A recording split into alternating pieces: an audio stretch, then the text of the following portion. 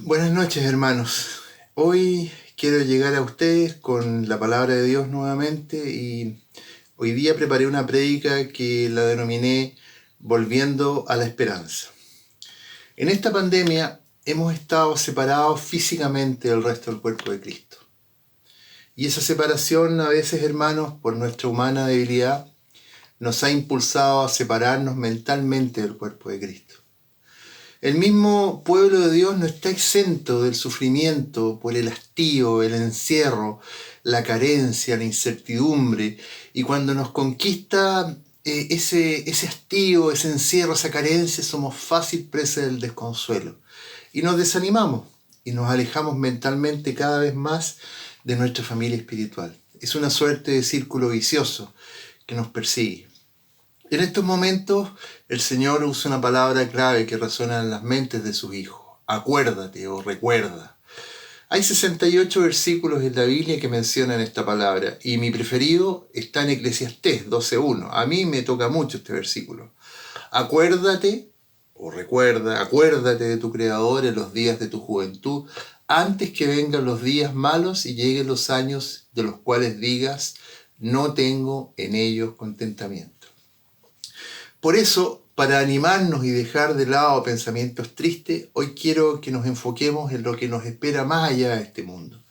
Y recordemos la principal razón por la cual debemos permanecer unidos en el cuerpo de Cristo.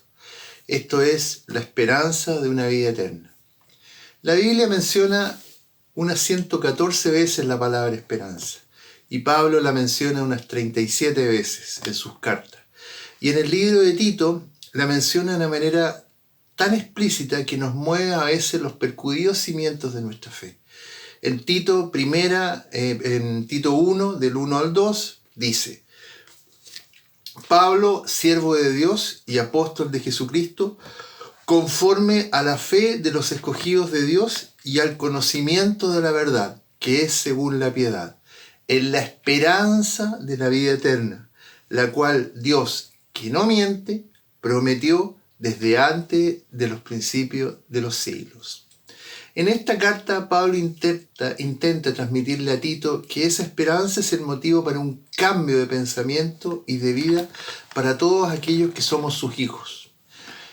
Eso lo dice, por ejemplo, un poquito más adelante, en Tito 2, de los versículos 11 al 13. Porque la gracia de Dios se ha manifestado para salvación a todos los hombres, enseñándonos que, renunciando a la impiedad y a los deseos mundanos, vivamos en este siglo sobria, justa y piadosamente, aguardando la esperanza bienaventurada y la manifestación gloriosa de nuestro gran Dios y Salvador Jesucristo. Los discípulos de Cristo debemos siempre recordar que estamos de paso por esta tierra. Este no es nuestro hogar. Tenemos un hogar más allá de este universo y este tiempo. Las tribulaciones que aquí tengamos, por muy terribles que sean, no se comparan con la vida que nos espera más allá de nuestra muerte física. Esa esperanza de una vida eterna se fundamenta en una sola persona, nuestro Señor Jesucristo. Y para que recordemos ese fundamento y llenemos con él nuestro corazón, quiero llevarte a los salmos, y en particular a 3 salmos que vamos a ir recorriendo pasaje por pasaje.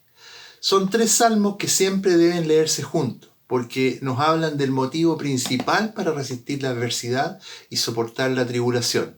Son los salmos 22, 23 y 24, que nos hablan de la vida física de nuestro Señor, de la vida actual que llevamos en Él y del futuro glorioso que nos espera para que así podamos volver a retomar esta esperanza que tenemos. Solo le pido a Dios que al final de este relato puedas tomar fuerzas de nuevo, como lo hace conmigo, porque yo también a veces paso por oscuros valles de desánimo. Vamos a ir leyéndolos y comentándolos. Estos 3 salmos fueron escritos por David y son mesiánicos. ¿Qué quiere decir eso? Que el autor divinamente inspirado fue guiado por Dios para describir lo que en un futuro desconocido viviría el heredero que Dios le había prometido a David, un rey con un trono eterno. Partamos, empecemos leyéndolo. Salmo 22, un grito de angustia y un canto de alabanza. Al músico principal, sobre Ajelet Sahar, Salmo de David. Sobre Ajelet Sahar quiere decir sobre la ofrenda matinal del Cordero. No voy a entrar mucho en la interpretación de lo que significa Ajelet Sahar, pero te pido que me confíes en mí y me creas, digamos, que significa sobre la ofrenda matinal del Cordero. Este primer salmo nos habla de la pasión de Cristo, en otras palabras, el momento en que se humilla para salvarnos a todos aquellos que creeríamos en Él. Mirado desde nuestra perspectiva, nos habla del pasado que ocurrió hace ya cerca de 2000 años. Cuando David escribe este salmo, expresa lo que sentiría Cristo allá sobre el madero. Es su grito de angustia cuando estaba sobre la cruz. Leámoslo. Versículos 1 y 2. Dios mío, ¿por qué me has desamparado? ¿Por qué estás tan lejos de mi salvación y de las palabras de mi clamor? Dios mío, clamo de día y no respondes, y de noche y no hay para mí reposo. Este pasaje nos expresa el intenso sufrimiento humano de Jesús. Él se identifica con la muerte del hombre y con su soledad. Dios está reconciliándose con el hombre a través de un sacrificio doloroso pero perfecto. Y Jesús nos está reemplazando allá en la cruz. Quienes reconocemos ese sacrificio como propio, estamos clavados juntamente con Él en ese madero, muriendo al mundo. Continuemos en la lectura. Versículos 3, 4 y 5. Pero tú eres santo, tú que habitas entre las alabanzas de Israel. En ti esperaron nuestros padres, esperaron y tú los libraste. Clamaron a ti y fueron librados, confiaron en ti y no fueron avergonzados. Acá David nos está explicando por qué Dios permite el sufrimiento de Jesús, su Hijo, de esa manera. La santidad de Dios no puede ser manchada y ningún pecador puede estar cerca de Él. Se requiere una limpieza profunda que separa al hombre de su naturaleza pecaminosa. En esa esperanza confiaron los patriarcas y el remanente fiel de Israel, desde que fueron contactados allá en Ur de los Caldeos, hasta el último patriarca. Continuemos leyendo, desde el 6 al 7, al 8. Mas yo soy gusano y no hombre, oprobio de los hombres y despreciado del pueblo. Todos los que me ven me escarnecen, estiran la boca, menean la cabeza diciendo, se encomendó a Jehová, líbrele él, sálvele, puesto que en él se complacía. Muchos de los asistentes a este sacrificio se quedaron vilmente mirándolo. Tal vez incluso alguien como Pablo estaba entre ellos, hermano. Continuemos leyendo. 22 del 9 al 11. Pero tú eres el que me sacó del vientre, el que me hizo estar confiado, desde que estaba a los pechos de mi madre. Sobre ti fui echado desde antes de nacer. Desde el vientre de mi madre, tú eres mi Dios. No te alejes de mí, porque la angustia está cerca, porque no hay quien me ayude. Cristo confía en su Padre, quien desde antes de la fundación del tiempo ya había previsto el mecanismo de salvación para su más amada creación, el hombre. Cristo sabe que su Padre lo sostendrá en lo peor del sufrimiento. Sigamos con los versículos 12 y 13. Me han rodeado muchos toros, fuertes toros de Basán, me han cercado, abrieron sobre mí su boca como león rapaz y rugiente. El toro denota poder y fuerza en la Biblia. Basán además es una amplia y fértil zona al este del mar de Galileo. El último rey de esa raza fue vencido y muerto por los israelitas en Edrei en tiempos de Moisés. Eso está relatado en el libro de Números, capítulo 21, versículos 33 al 35. León rapaz es un recuerdo de Satanás que rapiña su precio, la captura y la destroza. Asimismo, ruge y asusta a su alrededor. Este trozo nos habla del ministerio de Cristo, en el cual Él ganó muchos enemigos poderosos aquí en la tierra, y ellos se confabularon para perpetrar la peor de las injusticias, que el inocente muriera por los culpables. 14, 15 al 18. He sido derramado como aguas, y todos mis huesos se descoyuntaron. Mi corazón fue como cera, derritiéndose en medio de mis entrañas. Como un tiesto se secó mi vigor, y mi lengua se pegó a mi paladar, y me has puesto en el polvo de la muerte. Porque perros me han rodeado, y me han cercado cuadrilla de malignos. Horadaron mis manos y mis pies. Contar puedo todos mis huesos. Entre tanto ellos me miran y me observan. Repartieron entre sí mis vestidos, y sobre mi ropa echaron suertes. Este pasaje nos habla de la crucifixión desnuda de Cristo. Nos habla de su quebranto, de su dolor físico. Una descripción vívida del sufrimiento de Cristo por todos nosotros. También nos habla de sus verdugos. Los perros hacen mención a los gentiles en este caso. Roma, más explícitamente, quien es el instrumento de su ejecución. David está describiendo 1000 años antes sobre un imperio de perros que aún no existía. Son soldados romanos los que apuestan sus vestidos y se mofan de su alteza. Continuemos. 19. Mas tú, Jehová, no te alejes, fortaleza mía, apresúrate a socorrerme. Libra de la espada mi alma, del poder del perro mi vida. Sálvame de la boca del león y líbrame de los cuernos de los búfalos.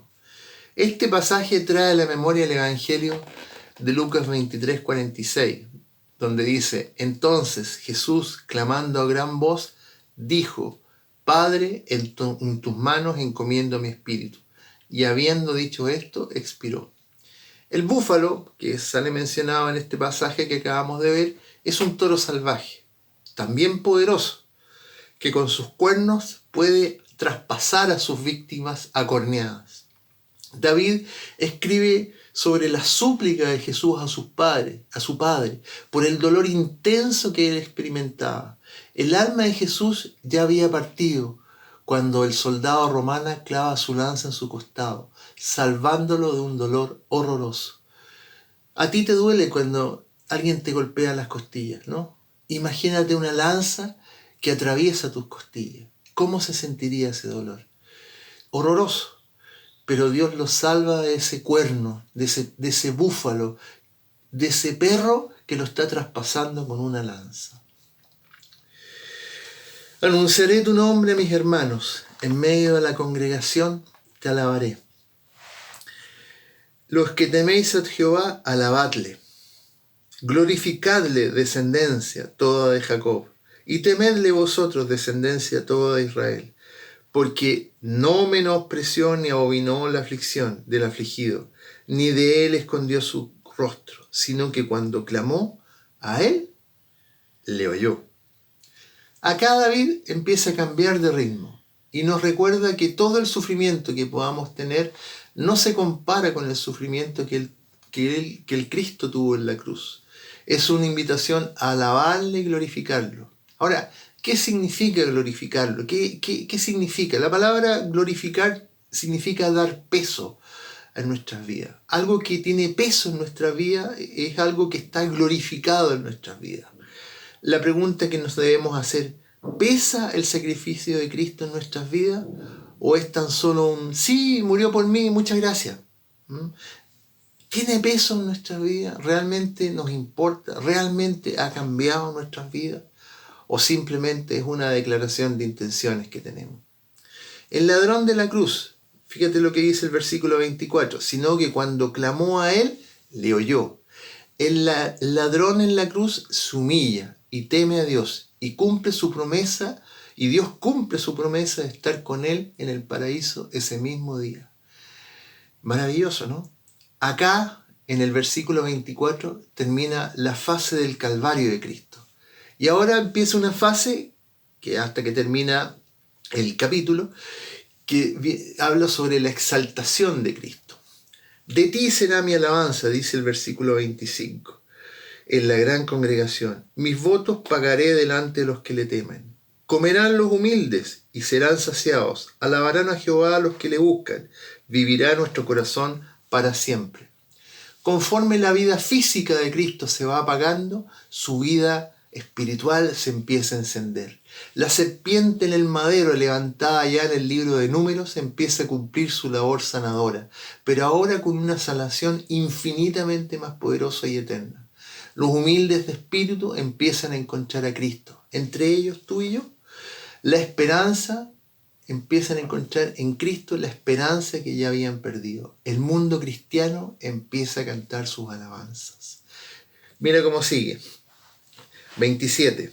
Se acordarán y se volverán a Jehová todos los confines de la tierra, y todas las familias de las naciones adorarán delante de ti, porque de Jehová es el reino, y él regirá las naciones. Comerán y adorarán todos los poderosos de la tierra. Se postrarán delante de él todos los que descienden al polvo, aun el que no puede conservar la vida a su propia alma. La posteridad le servirá. Esto será contado de Jehová hasta la postrera generación. Vendrán y anunciarán su justicia. A pueblo no nacido aún, anunciarán que él hizo esto. Finalmente, el Salmo concluye en estos versículos del 27 al 31 con la profecía del milenio, escrita por David 1000 años antes del nacimiento de ese Rey eterno. En esta porción, Israel es redimido y sus familias empiezan a volver a la tierra prometida. Algún día la humanidad se congregará frente a Dios. Al mirar nuestras miserias de la vida diaria, David nos impulsa a recordarle y poner en perspectiva lo que nos pasa y agradecer su permanente cuidado con nosotros. Cristo ya ha sufrido por todos nosotros. No hay sufrimiento que podamos nosotros tener en este mundo que se pueda comparar al que tuvo Cristo, que murió por todos nosotros. Pongamos en perspectiva esa relación y nos vamos a dar cuenta que no pesa nada nuestro sufrimiento. Termina aquí el Salmo 22 que nos habla del pasado, mirado desde nuestra perspectiva. Y vámonos ahora al capítulo 23. Jehová es mi pastor, el Salmo de David. Este segundo salmo que estamos estudiando se llama el Salmo pastoril. Mirado desde nuestra perspectiva, nos habla del presente. Es la mirada desde la perspectiva del creyente maduro, tal como nos lo recuerda, por ejemplo, Hebreos 13, del 20 al 21. Vamos a ver Hebreos 13, dejo una manita en Salmo 13, del 20 al 21.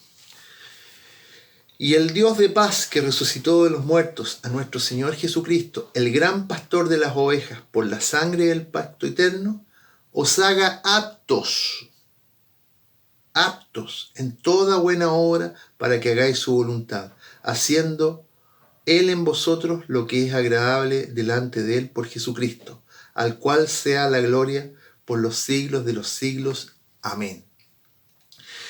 Es el creyente maduro viviendo en el mundo actual, enfrentando el mundo tal como lo conocemos. Mira lo que dice. Volvamos a Salmos ahora. Jehová es mi pastor, nada me faltará. En lugares de delicados pastos me hará descansar. Junto a aguas de reposo me pastoreará. Este primer pasaje nos habla de la satisfacción que produce la seguridad de ser salvos por gracia. ¿Cómo podemos sentirnos más reconfortados que el saber que no importa lo que nos pase o las experiencias que vivamos, estamos seguros de su promesa, la vida eterna? Los creyentes estaremos por siempre con Él, no importa nuestro origen, no importan los fracasos de nuestra vida, no importan los errores, ni los pecados siquiera. Estamos a salvo con Él. Continuemos. Confortará mi alma, me guiará por sendas de justicia, por amor de su nombre. Aunque ande en valle de sombra de muerte, no temeré mal alguno, porque tú estarás conmigo. Tu varo y tu callado me infundirán aliento. Estos son pensamientos que vienen a la oveja sobre la muerte. A veces nos embargan esos pensamientos sombríos sobre la dureza de la vida y que no vamos a ser capaces de resistir lo que se viene. Pero ahí está el Señor, y el creyente maduro es guiado y acepta ser guiado por la senda que él ha trazado. Él ya recorrió ese camino, ya ha pastoreado por esos prados y los conoce a la perfección. Él ya conoce los peligros que enfrenta la oveja, por lo que podemos confiar en nuestro pastor. El pastor tiene una vara que nos defiende y un cayado que nos indica la dirección, con el cual él golpea las rocas y ese pobre animalito podía escuchar y ver hacia dónde tenía que ir. Por lo tanto, podemos transitar confiados por el duro mundo en que nos tocó nacer. Aderezas mesa delante de mí, dice el versículo 5. Aderezas mesa delante de mí en presencia de mis angustiadores. Unges mi cabeza con aceite, mi copa está rebosando. Ciertamente el bien y la misericordia me seguirán todos los días de mi vida, y en la casa de Jehová moraré por largos días. Finalmente, el creyente maduro tiene el corazón lleno de esperanza. No hay temor en su corazón, porque hay un temor más grande que lo llena todo. ¿Sabes cuál es ese temor? El temor a Dios.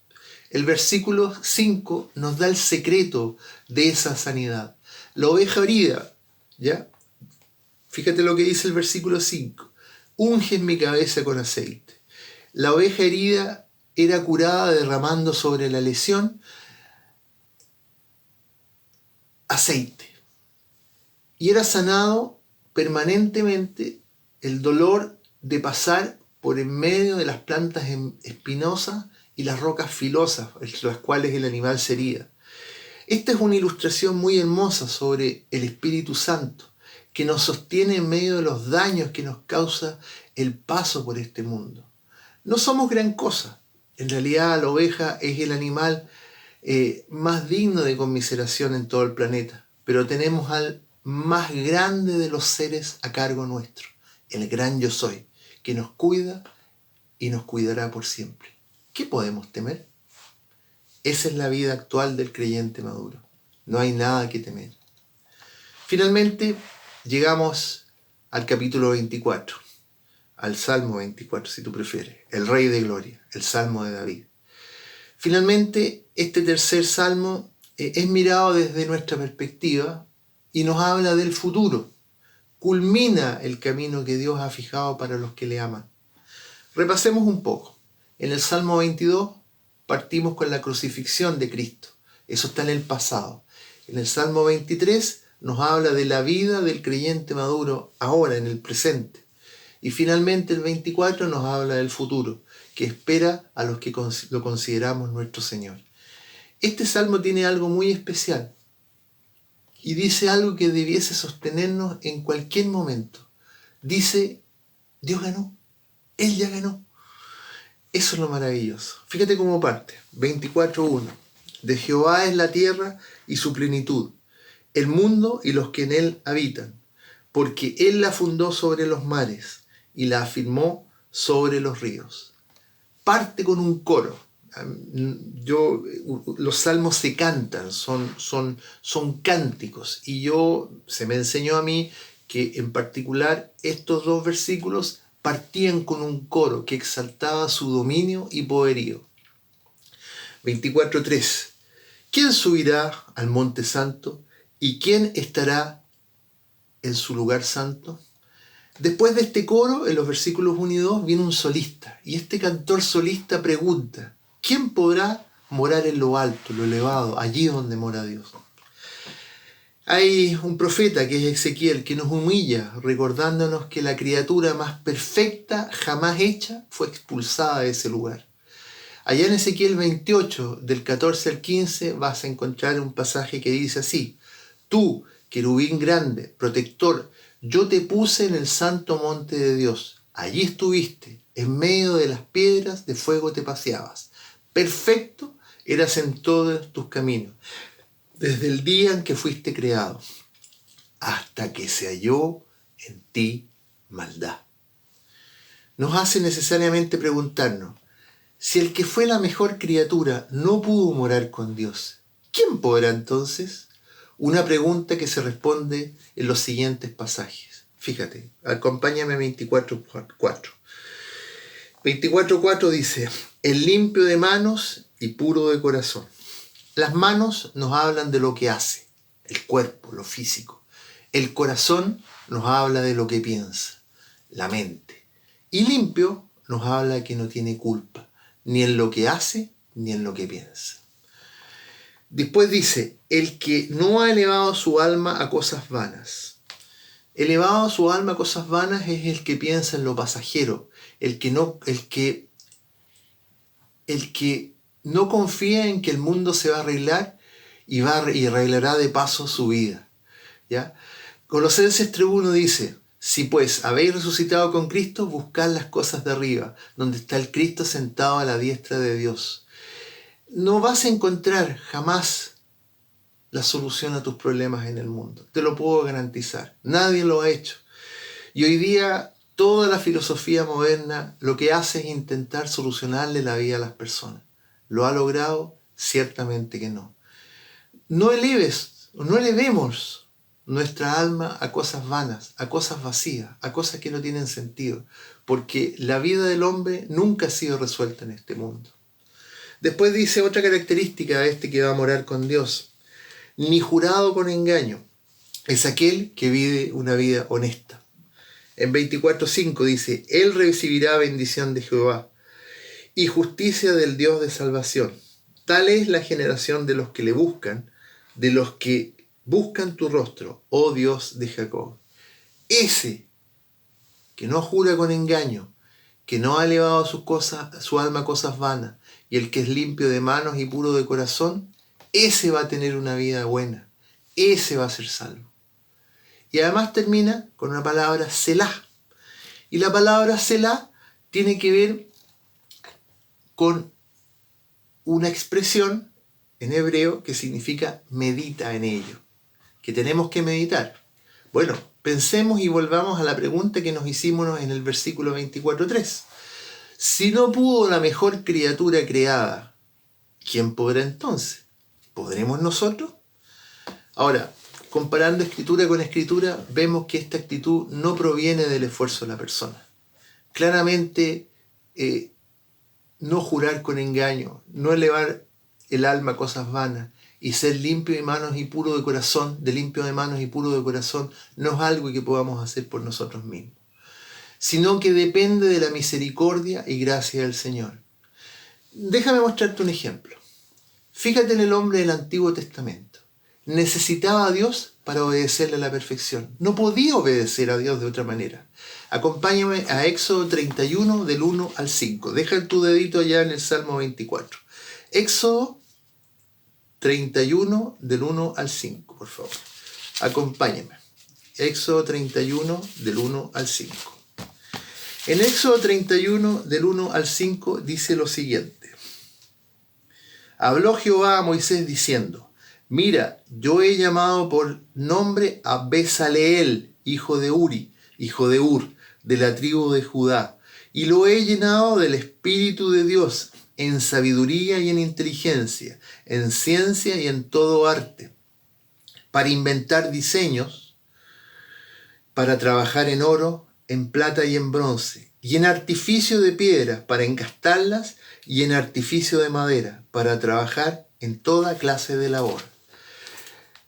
Dios no confiaba en la capacidad del hombre para reproducir el tabernáculo que él había ideado para que el hombre lo adorara. Por lo tanto, fue necesario llenar del Espíritu de Dios a Bezaleel para que él pudiese construir lo que Dios había ideado.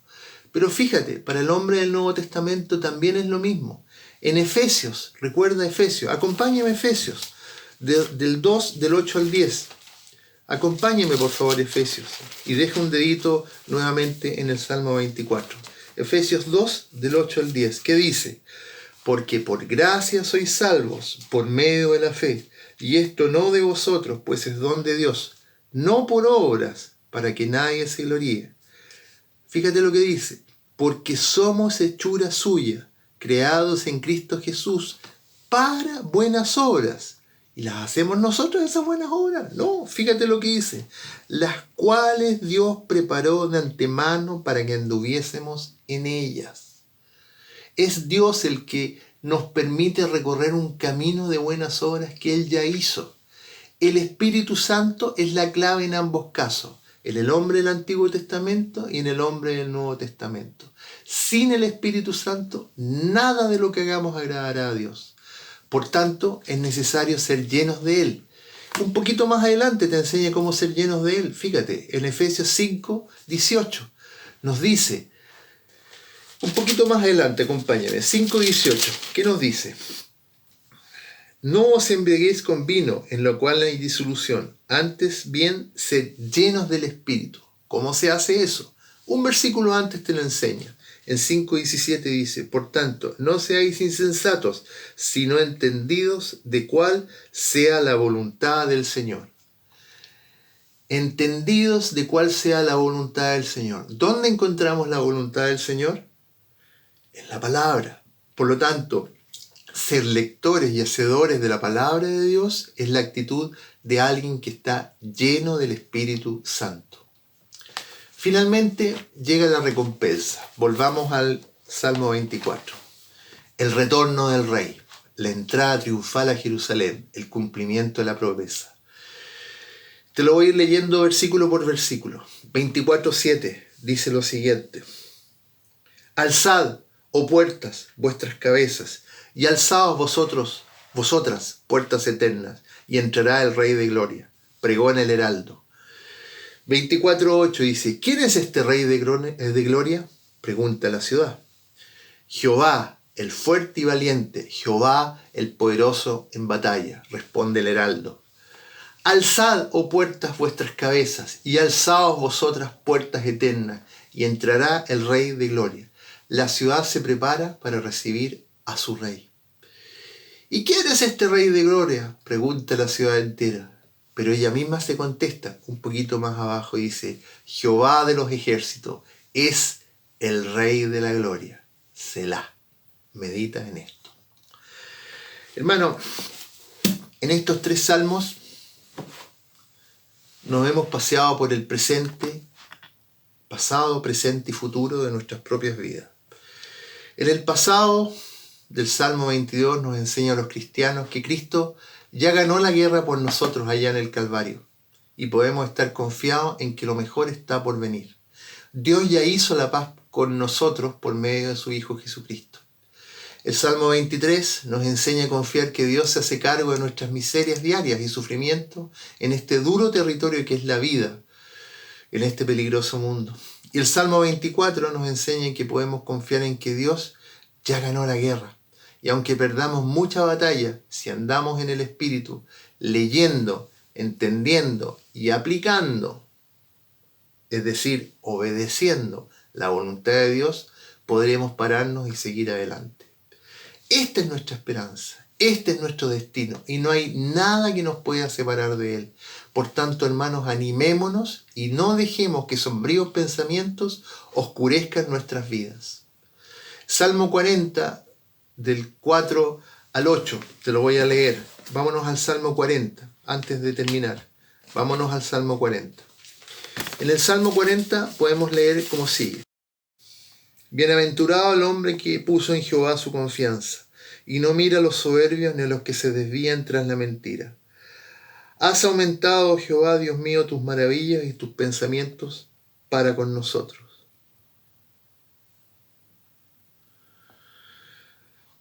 No es posible contarlos ante ti. Si yo anunciare y hablare de ellos, no pueden ser enumerados. Sacrificio y ofrenda no te agrada. Has abierto mis oídos. Holocausto y expiación no has demandado. Entonces dije, he aquí vengo, en el rollo del libro está escrito de mí. El hacer tu voluntad, Dios mío, me ha agradado, y tu ley está en medio de tu corazón. La expresión has abierto mis oídos no tiene que ver tanto con la escucha, sino con la expresión del siervo que ama a su Señor y decide permanecer a Él como siempre. En la tradición judía, en el libro de Éxodo, se describe que cuando un esclavo por deuda, por ejemplo, quería ser liberado, pero amaba tanto a su Señor, él decía que quería permanecer el resto de su vida con su Señor. Entonces lo que hacía ese amo era horadar su oreja junto a una puerta o a un poste, ¿ya?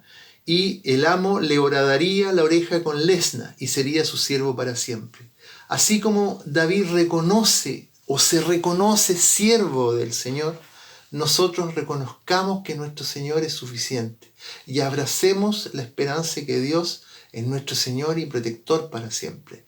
Él nos ha comprado con su sangre preciosa y en eso podemos estar confiados. Unas últimas palabras, pero a ti, amigo, y no te hablo como hermano, te hablo como amigo, que no has conocido al Rey de Reyes, al Pastor de Pastores, al Señor de Señores. Preocúpate, para ti lo peor está por venir, si no te pones a cuentas con Dios. Esto que estás viviendo es lo mejor que conocerás, y si miras bien, la realidad de la vida es dura y sufrida, y solo esto tendrás. Pero para ti hay esperanza, hay buenas nuevas. Acude hoy mismo a Dios en oración, arrepintiéndote de tus pecados, y cree que el Cristo crucificado murió por ti, y estarás muerto con Él, para así poder nacer una vida nueva, buena y eterna. Y serás lleno de esta esperanza que nos permite a los cristianos sobrellevar este mundo de sufrimiento. Que Dios les bendiga, hermanos y amigos. Buenas noches.